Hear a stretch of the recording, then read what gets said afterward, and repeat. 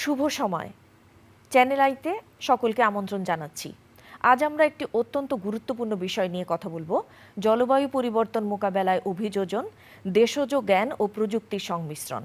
এ বিষয়ে আলোচনা করতে আজ আমাদের স্টুডিওতে উপস্থিত হয়েছেন দেশের 4 জন জলবায়ু বিষয়ক জ্ঞান ধারণ করেন এমন ব্যক্তিবর্গ। আমি একে একে সকলকে পরিচয় করিয়ে দিচ্ছি। আমার ডান পাশে উপস্থিত আছেন পল্লী কর্মসহায়ক ফাউন্ডেশনের উপব্যবস্থাপনা পরিচালক জনাব ডক্টর ফজলে রাব্বি। তার ডান দিকে আছেন ইকো সোশ্যাল ডেভেলপমেন্ট অর্গানাইজেশনের প্রতিষ্ঠাতা এবং নির্বাহী পরিচালক ডক্টর মোহাম্মদ শহীদুজ্জামান।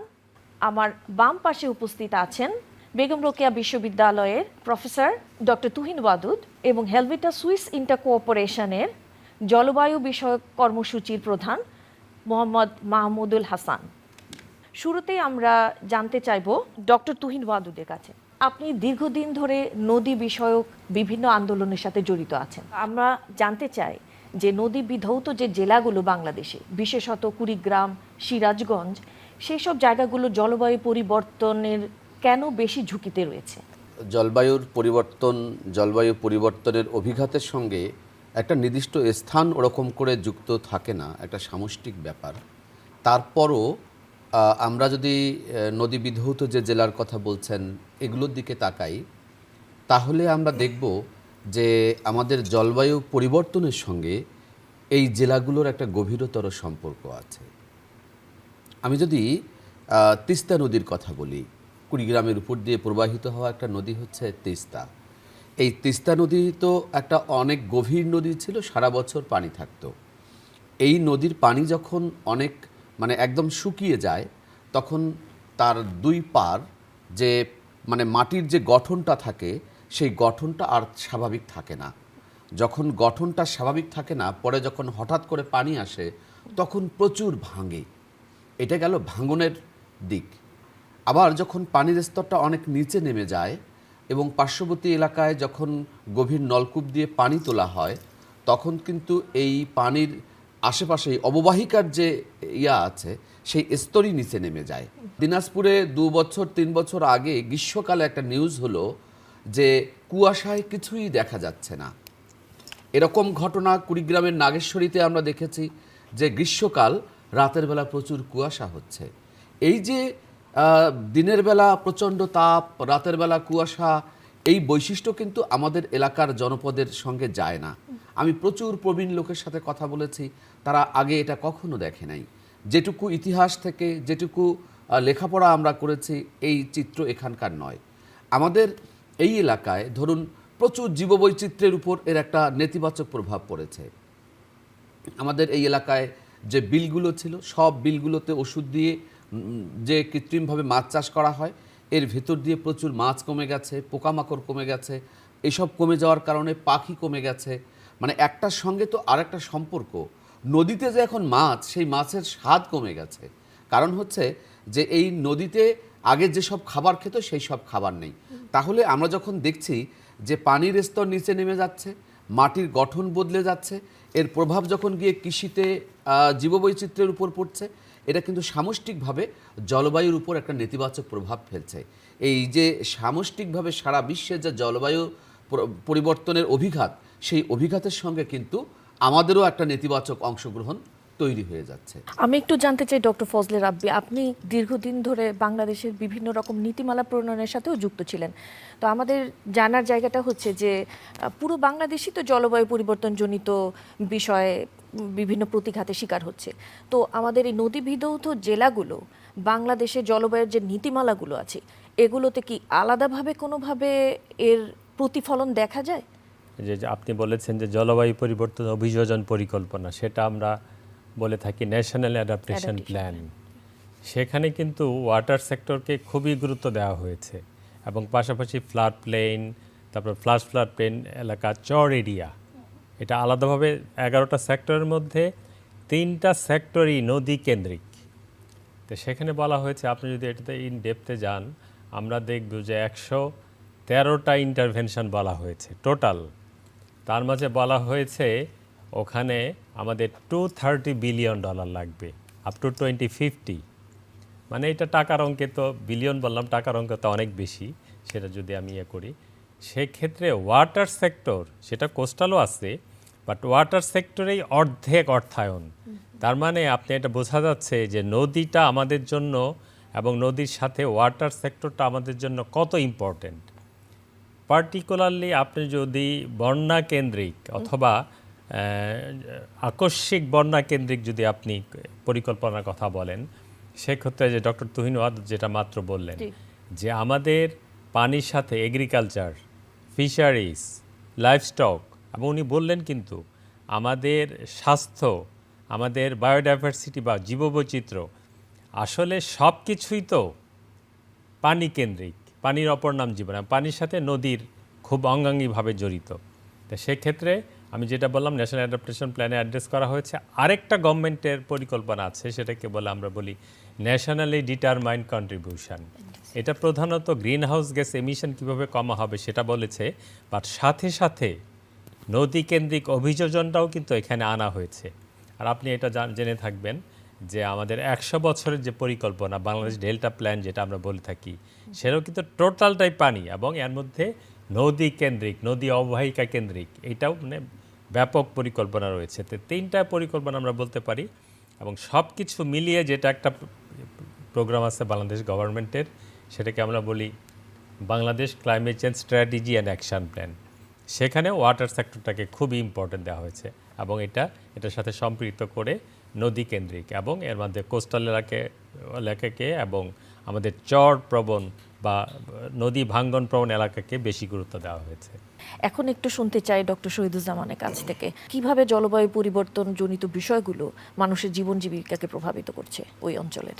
বিশেষত যদি আমরা কুড়িগ্রাম অঞ্চল, রংপুর অঞ্চল, বাংলাদেশের নর্থ ওয়েস্টে এই চেঞ্জটা দেখি। একটু আগে তুহিন ভাই যেটা বলেছেন যে এই চেঞ্জিং সিনারিওটা কিন্তু এত দ্রুত দৃশ্যমান হচ্ছে, কারণ গত 50 বছরের যদি আপনি জীবন এবং জীবিকায়ন আমরা এখানে দেখি যে সেটাতে অসম্ভব ধরনের স্ট্রাগলিং যেটা তৈরি হচ্ছে, তার সবচেয়ে বড় জলবায়ু পরিবর্তনের কারণে। তার সবচেয়ে বড় যে উদাহরণগুলো, তার ভিতরে একটা হচ্ছে যে আপনার বর্ষার যেটা ডিলেইড বা এটা একটা ফোরকাস্ট করা যায় না। আগে কিন্তু বলা যেত যে আপনার এটা হচ্ছে একটা রেইনি সিজন, কিন্তু এটা এখন কখন আপনার আকস্মিক বন্যা হবে আমরা আগে থেকে জানি না। খরার যে প্রবণতা তৈরি হয়েছে এখানে, এবং সেটা অদ্ভুতভাবে এই জিনিসগুলোর সঙ্গে যে মানুষ কৃষি এবং জীবিকায়নের সঙ্গে যুক্ত হবে, মানুষের দীর্ঘদিনের অভিজ্ঞতা থেকে মানুষ জানতো যে আমাকে বর্ষাকালে কি করতে হবে, আমাকে গ্রীষ্মকালে কি করতে হবে। ঋতু বৈচিত্র্যের সঙ্গে যে তার জীবিকায়ন ছিল, সেটি কিন্তু সাংঘাতিকভাবে এখন ক্ষতিগ্রস্ত হচ্ছে, কারণ মানুষ এই প্রেডিকশনটা সেভাবে করতে পারছে না। নতুন করে আরও যে সমস্ত জায়গা তৈরি হয়েছে, সেখানে ধরেন যে খুবই ঘন ঘন বজ্রপাত হচ্ছে, শিলাবৃষ্টির পরিমাণ অনেক বেশি বেড়ে গেছে, এবং নর্থ ওয়েস্টে ফ্লাশ ফ্লাডের কারণে আকস্মিক বন্যা। বাংলাদেশের যদি কোনো অঞ্চলেও বন্যা না হয়, আমরা যদি বলি এ বছরে তেমন বন্যা হয়নি, কিন্তু তারপরেও এই বন্যাগুলো হচ্ছে, এবং সেটি তুহিন ভাইও বলেছেন যে নদী যেভাবে ভরাট হচ্ছে, যেই কারণে মানুষের জীবন এবং জীবিকায়নের সবচেয়ে বড় যে প্রবলেম, সেটা হচ্ছে যে সে যে ধরনের লাইফ সাইকেলের ভেতর দিয়ে যেত, সেটি তার পেশার ক্ষেত্রে, তার জীবনের ক্ষেত্রে, তার উৎপাদনশীলতার ক্ষেত্রে সেটি নানাভাবে তাকে বিঘ্নিত করছে, এবং সেই জীবন তাকে এক ধরনের দুর্গত জীবনে পরিণত করছে। সেটি তার খাদ্য নিরাপত্তাকে যেমন ক্ষতিগ্রস্ত করছে, ঠিক একইভাবে তার শিক্ষা, স্বাস্থ্য এবং তার দৈনন্দিন যে কর্মপ্রবাহ, সেক্ষেত্রে আপনার আমি খুব শর্টলি খালি একটি এক্সাম্পল দিই, যে প্রায়শই বলা হয় যে কথাটা আমাদের পলিসি মেকারদেরও বিবেচনা করতে হবে, যে বলা হয় যে এত কাজ করা হয়, কুড়িগ্রামে কেন এখনো দরিদ্র থেকে গেল।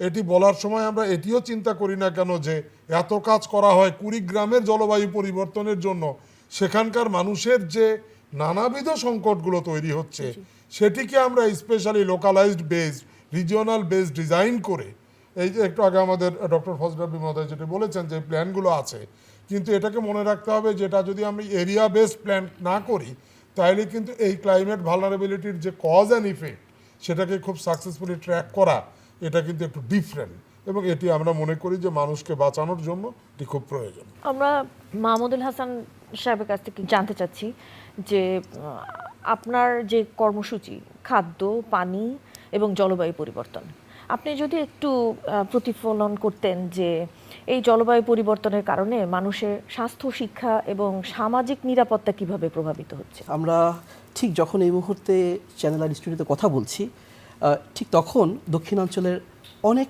নারীকে তার আজকের খাবার পানি সংগ্রহ করতে 2 থেকে 4 মাইল অতিক্রম করতে হচ্ছে। হয়তোবা কিছু কিছু পরিবর্তন এসছে, কিন্তু মাইল খুব বেশি কমেনি।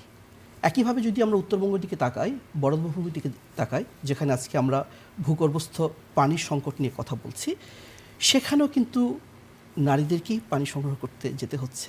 তিনি হয়তো এই সময়টা তিনি অন্য কোনো কাজ করতে পারতেন। এটা চরম বাস্তবতা, ঠিক যেই মুহূর্তে আমরা এখন কথা বলছি।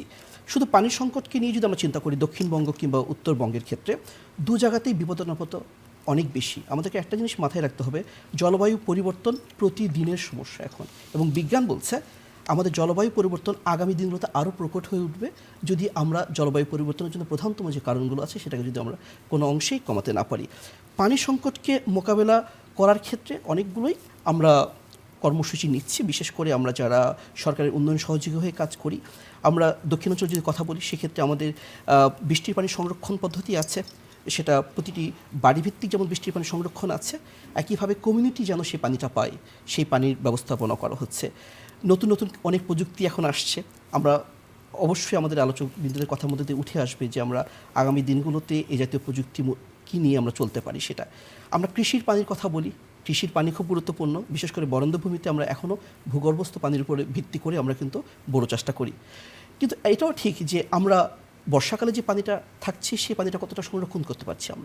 আমরা প্রত্যেকে এখন নেচার বেস সলিউশন বা প্রকৃতির কাছে ফিরে যাওয়ার গল্পটা করছি, এবং আমাদের যে খাল বা আমাদের যে আরও পানির যে আধার সেগুলো দিনের পর দিন নষ্ট হচ্ছে, যেটা তুহিন ভাই কিছুক্ষণ আগে বললেন। আমাদের নদীর সংখ্যা কমেছে, আমাদের খালের সংখ্যা কমেছে। আমরা খালে যদি পানি সংরক্ষণ করে রাখতে পারতাম তাহলে শুষ্ক মৌসুমে এই পানিটা কিন্তু আমরা ব্যবহার করতে পারতাম। একইভাবে আমাদের বাড়িভিত্তিক যে কর্মসূচি থাকে, কৃষি ব্যবস্থাপনা বাড়িভিত্তিক যে সবজি চাষ থাকে, সেখানেও মানুষ বিভিন্ন রকম প্রযুক্তি সংরক্ষণ করেছে। শুধুমাত্র আমরা যারা কাজ করছি তা না, আমাদের কৃষি সম্প্রসারণ বিভাগ আছে, একই সাথে বিভিন্ন বিজ্ঞান ভিত্তিক প্রযুক্তি আছে, যে প্রযুক্তিগুলো নিয়ে আমরা খাদ্য নিরাপত্তার জন্য আমরা চেষ্টা করে যাচ্ছি। আমাদের খাদ্য নিরাপত্তার আরেকটা জায়গা হচ্ছে যে আমাদের কৃষকের জ্ঞান আছে। আমাদের কৃষক জানেন যে কখন কোন বীজটি বুনলে তিনি ভালো ফল পাবেন, কিন্তু তিনি যেই বীজটাই ফলান না কেন, আজকের জলবায়ু পরিবর্তনের কথা যখন বলি, দক্ষিণাঞ্চলে প্রচণ্ড লবণাক্ততা, সেই লবণাক্ততায় আজকে কৃষকের সেই বীজ আর কাজ করছে না। তাহলে তাকে আমাদের লবণ সহনশীল আমাদেরকে বীজ দিতে হবে। আমাদের হাওড় এলাকায় সেখানে বন্যার যে প্রচণ্ড ভয়াবহতা, যেটা আমরা 2022 সালের দিকে দেখেছি সিলেটে, যেটি 120 বছরের ইতিহাস ভেঙেছে, সেই জায়গাতে আমাদের কিন্তু বন্যা সহনশীল বিভিন্ন রকম রাইস ভ্যারাইটি চলে এসছে। আমরা আবার একটু ডক্টর তুহিনের কাছ থেকে জানতে চাই, 20 বছর আগেও তো আমরা জলবায়ু পরিবর্তন নিয়ে এত আলোচনা করতাম না। আমার মনে আছে ছোটবেলায় আমরা বলেছি উনো বর্ষায় দুনো শীত। এই ধরনের বিষয়গুলো দিয়ে আমরা প্রকৃতিকে ধারণ করতাম, জানতাম। তো ওই সময়ও তো মানুষ এই রকম বিভিন্ন অবস্থায় নিজেদেরকে খাপ খাইয়ে নিয়েছেন। এই স্থানীয় জ্ঞানগুলো কি? আসলে একটা মানুষ টিকে থাকার জন্য কোনো না কোনোভাবে অভিযোজন প্রক্রিয়ার ভেতর দিয়েই যায়। এটা শুধু মানুষের ক্ষেত্রে বললে ভুল হবে, এটি অন্যান্য পশু পাখির ক্ষেত্রেও সত্য। আমরা শহরে এখন চিল যেসব জায়গা থেকে খাবার সংগ্রহ করে, আগে চিল এসব জায়গা থেকে খাবার সংগ্রহ করতো না। ইউক্যালিপটাস গাছ যখন প্রথম লাগানো হয়েছে তখন সেখানে কোনো পাখি বসতো না, এখন সেই গাছে পাখি বাসা করে। এটা হচ্ছে, এর অর্থ এই নয় যে ইউক্যালিপটাস গাছ লাগাতে হবে, ওর ক্ষতি অনেক, আমরা সেটা লাগানোর কথা বলি না। সরকার নিষেধও করেছে আইন করে যে এটা লাগানো যাবে না। মানুষের ক্ষেত্রে যেটা হয়েছে যে মানুষ তো টিকে থাকার লড়াই, এবং বিশেষ করে আমরা যে সমস্ত অঞ্চলের মানুষের কথা বলছি এদের কিন্তু বেঁচে থাকার লড়াই। আমরা দেখেছি দেশের সরকার কি করে, সরকার উন্নত জায়গার জীবনকে আরও উন্নত করার জন্য এগিয়ে আসে, আর এই সব জায়গার মানুষরা লড়াই করে বেঁচে থাকার জন্য। এখানে জামান ভাই একটু আগে সে কথা বলছিলেন। তো আমরা দেখি কি করেছে তারা। আমরা দেখি যে যখন প্রচুর ভাঙন হতো তখন ভাঙনের সময় আমরা এটাকে লোকায়ত জ্ঞান বলি, বাঁশের যে বান্ডেলিং সিস্টেম, এই সিস্টেম কিন্তু ভাঙন রোধে সহায়ক। এখন পর্যন্ত 2025 সালে এসেও আমরা বলি যে বান্ডেলিং পদ্ধতির যদি ঠিকমতো কাজে লাগানো যায় তাহলে নদী যেভাবে ভাঙছে এই ভাঙন রোধ করা সম্ভব।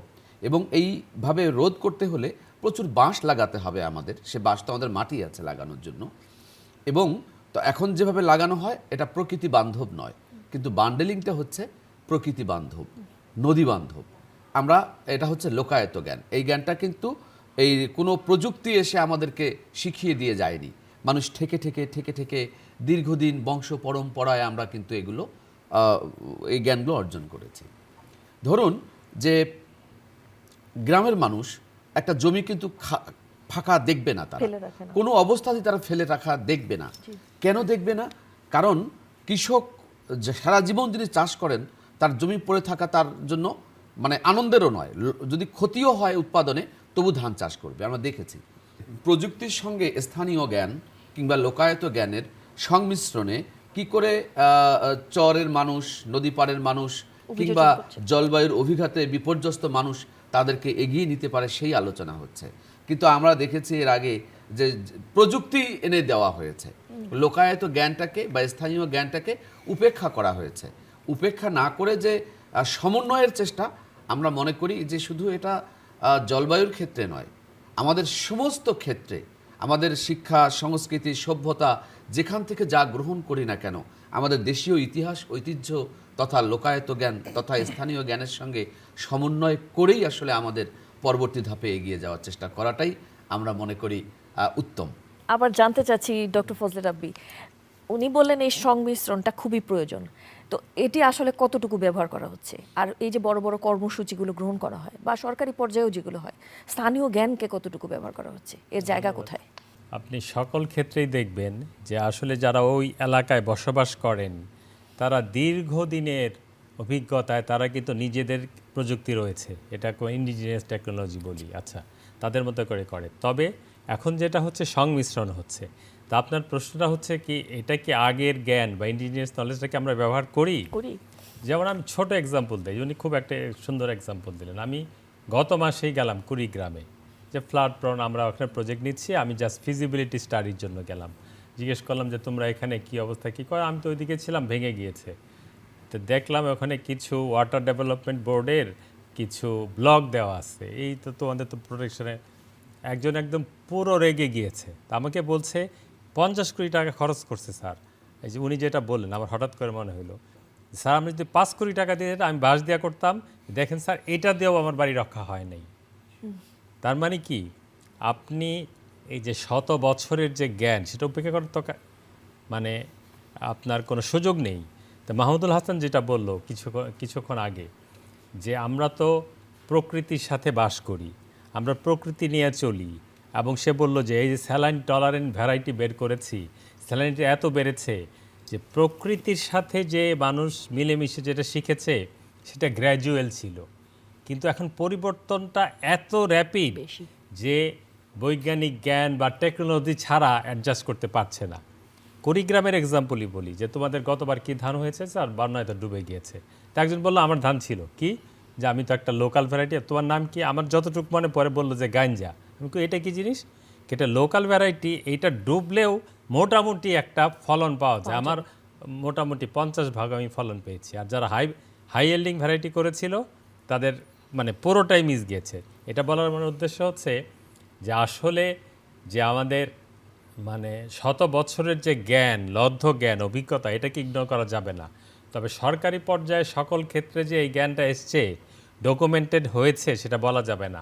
আবার একটু ডক্টর শহীদুজ্জামানের কাছ থেকে জানতে চাচ্ছি, ইকো সোশ্যাল ডেভেলপমেন্ট অর্গানাইজেশন কিভাবে স্থানীয় জ্ঞানগুলোকে কাজে লাগিয়ে কাজগুলো এগিয়ে নিয়ে যাচ্ছে, অভিযোজনে সহায়তা করছে? প্রথমত হচ্ছে যে আমরা নীতিগতভাবে বিশ্বাস করি যে মানুষের সঙ্গে কাজ করলে আসলে ডিগনিটি নিয়ে কাজ করতে হবে। যেটা আমরা যদি এটা মনে করি যে আমাদের একটা সিদ্ধান্ত চাপিয়ে দিলেই সিদ্ধান্ত ঘটে গেল, যে কারণেই আমাদের দেশে সব সংকটগুলো তৈরি হয়।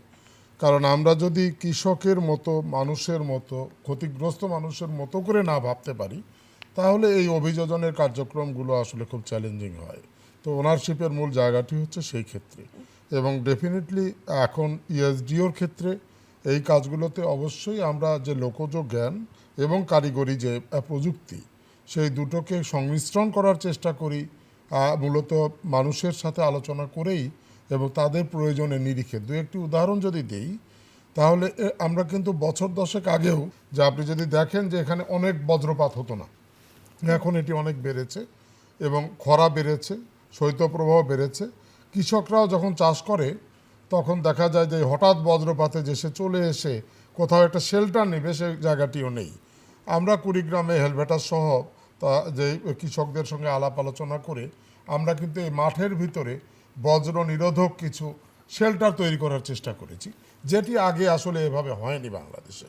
এটি যে শুধুমাত্র মানুষকে এই বজ্রপাত থেকে রক্ষা করছে তা না, এই ভয়াবহ গরমেও মাঠ থেকে সে এসে একটু রেস্টিংয়ের জন্য যেমন কাজ করছে, আবার অন্য সময় বর্ষার সময়ও সে এখানে হয়তো তার যে উপকরণ সেটিও রাখতে পারছে।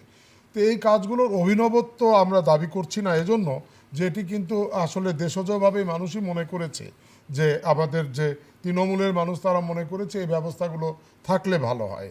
আমরা কিন্তু এই যে আপনার সারফেস ওয়াটারের জন্য সৌর প্রযুক্তিতে যে ইরিগেশনের কাজগুলো সেখানে শুরু করেছি, যে ডিপ টিউবওয়েলের বদলে যেহেতু আমরা বারবার বলছি যে পানির নিচে আপনার আমাদের লেয়ার নেমে যাচ্ছে, আমাদের ওই অঞ্চলে ডোঙ্গা বলতো একসময়, এই ডোঙ্গাতে করে কিন্তু নদী থেকে এই পানি নিয়ে সেচের কাজে ব্যবহার করা হতো এবং সেটি ছিল একেবারেই একটি দেশজ প্রযুক্তি। এখন যেহেতু ডোঙ্গাতে করে এটি নেওয়া একটু কঠিন, সেজন্য এটিকে মূলত একটি আপনার ক্লাইমেট স্মার্ট টেকনোলজির মাধ্যমে, সোলার প্রযুক্তির মাধ্যমে এই কার্যক্রমগুলো কিন্তু আমরা এই আপনার নদী থেকে এই জল সংগ্রহ করে এই চাষবাসে ব্যবহার করছি। এই একই সম্পর্কিত প্রশ্নই মাহমুদুল হাসান আপনার জন্য, যে এই যে নবায়নযোগ্য শক্তির কথা আমরা বলছি, বা ধরুন আগাম সতর্ক বার্তা যেগুলো কিনা এই বিপন্ন মানুষকে সহায়তা করবে প্রস্তুতি নিতে, এই প্রযুক্তিগত বিষয়গুলো কতটুকু মানুষের বান্ধব? একটা বিষয় একটু মাথায় রাখতে হবে যে আমরা যখন জলবায়ু পরিবর্তনের কথা বলি, এক এক অঞ্চলের মানুষের সমস্যার ধরন এক এক রকম, এটা বাস্তবতা, এটা আমাকে মাথায় রাখতে হবে। এবং এই জন্যই বলি যে আমাদের অভিযোজনগুলো এক এক অঞ্চলের জন্য এক এক রকম হয়ে যাবে। আমরা যখন কুড়িগ্রামের নাগেশ্বরীর কথা বলছি, তার কৃষিভিত্তিক যে অভিযোজন আর আমাদের খুলনার কয়রা তার অভিযোজনটা একরকম না, কিন্তু দু জায়গাতে প্রশমন অথবা নবায়নযোগ্য জ্বালানির যে প্রযুক্তি সেটা কিন্তু একই রকম। আমি একটা ছোট একটা উদাহরণ দিচ্ছি। বাংলাদেশকে আমরা সোলার নেশন বলি। বাংলাদেশে উদাহরণ আছে, গ্রামীণ বাংলায় বাংলাদেশের 60 লক্ষ বাড়িতে সৌর বিদ্যুৎ প্রযুক্তি সম্প্রসারণ করা হয়েছে। বাংলাদেশে এখন গ্রামে গ্রামে অনেক জায়গায় সৌর বিদ্যুতের স্ট্রিট লাইট দেখা যায়। বাংলাদেশে যেটা একটু যেমন ভাই বলছিলেন যে আমাদের ইরিগেশন যেটা আমরা বলি যে সেচ প্রকল্প, সেখানে অনেকগুলো সৌর বিদ্যুৎ চালিত কিন্তু সেচ প্রকল্প আমাদের আছে। শহরে শহরে কিন্তু এখন আমাদের কিন্তু ছাদে ছাদে রুফটপ দেখা যায়।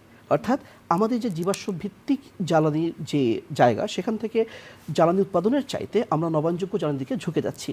একটা জিনিস আমাদেরকে মাথায় রাখতে হবে যে বাংলাদেশ কিন্তু পৃথিবীতে জলবায়ু পরিবর্তনের জন্য দায়ী অত্যন্ত অত্যন্ত কম। হ্যাঁ, সেটাকে আমরা বলি যে 0.56 ভাগ, কিন্তু জলবায়ু পরিবর্তনের বিপদাপন্নতায় বাংলাদেশের যদি স্কেল বলি, এটা 6 কিংবা 7-এ সবসময় অবস্থান করছে। কিন্তু এই প্রশমন কিংবা মিটিগেশন টেকনোলজি কিন্তু দিন শেষে বাংলাদেশের অভিযোজনকেই সংযুক্ত করে, অভিযোজনকে এমফাসিস করে। আমরা একদম আলোচনার শেষ পর্যায়ে চলে এসেছি। আমি আলোচকদেরকে প্রত্যেককে অনুরোধ করব, আপনারা যদি দর্শকদের জন্য কোনো বার্তা দিতে চান। ডক্টর ফজলে রাব্বি। জলবায়ু পরিবর্তন একটা বাস্তবতা এবং আমরা গত 200 বছর পৃথিবীব্যাপী প্রচুর পরিমাণ গ্রিন হাউস গ্যাস এমিশন হয়েছে এবং বিজ্ঞানীরা বলেন কমপক্ষে 100-200 বছর এটা বাস্তবতা থাকবেই। সেক্ষেত্রে আমাদের অভিযোজনে আমাদের প্রস্তুত থাকতে হবে, কারণ survival is the biggest issue. এটাকে আমরা কোনোভাবেই অবহেলা করতে পারি না। শহীদুজ্জামান। আমার বক্তব্য হচ্ছে যে আমরা যেন সবসময় যে কোনো সলিউশনের ক্ষেত্রে দেশজ জ্ঞান এবং মানুষের পরামর্শ এবং সম্পৃক্ততাকে খুবই সম্পৃক্ত করি, তাহলে আমরা এইরকম পরিস্থিতি থেকে উত্তরণের ক্ষেত্রে আরও ভালো ফলাফল পেতে পারি। ডক্টর তুহিন। এই জায়গায় আমি বলি, সেটা হচ্ছে যে এলাকাগুলোতে এরকম দুর্গত প্রবণ এলাকা, সেই জায়গাগুলো পিছিয়ে থাকা জনগোষ্ঠী, সরকার এগুলো দিকে কোনো রকম মনোযোগ দেয় না, সরকার আগামীতেও মনোযোগ দেবে না। আমি দর্শকদের বলি, যারা বিশেষ করে নদীপাড়ের মানুষ এই কথা শুনছেন, তারা জেগে উঠুন, তারা তাদের কণ্ঠস্বরকে একসাথে করুন, যৌথ কণ্ঠস্বর তুলে ধরুন, তাহলে আমরা মনে করি যে সরকার বাধ্য হবে সমতাভিত্তিক উন্নয়নের কার্যক্রম হাতে নিতে। তাহলে এই জলবায়ুর অভিঘাতে যে নদীভিত্তিক সংকটগুলো আছে এগুলো দ্রুত সমাধান হতে পারে। মাহমুদুল হাসান। আমি এভাবে বলতে চাই, টেকনাফ থেকে তেঁতুলিয়া অথবা শ্যামনগর থেকে জাফলং, বাংলাদেশের প্রতিটি অঞ্চলই জলবায়ু পরিবর্তনের অভিঘাতে সামনের দিনগুলোতে আরও ক্ষতিগ্রস্তের মুখে দাঁড়াবে, কারো হয়তো বা কম, কারো হয়তো বা বেশি। কাজেই জলবায়ু পরিবর্তনের এই যুদ্ধে ব্যক্তিগত, পরিবার, সমাজ এবং রাষ্ট্র সবারকে একসাথে কাজ করতে হবে। আপনাদের সকলকে ধন্যবাদ এই মূল্যবান আলোচনায় অংশগ্রহণ করার জন্য। দর্শক, আমরা শেষ করছি আমাদের আজকের আলোচনা।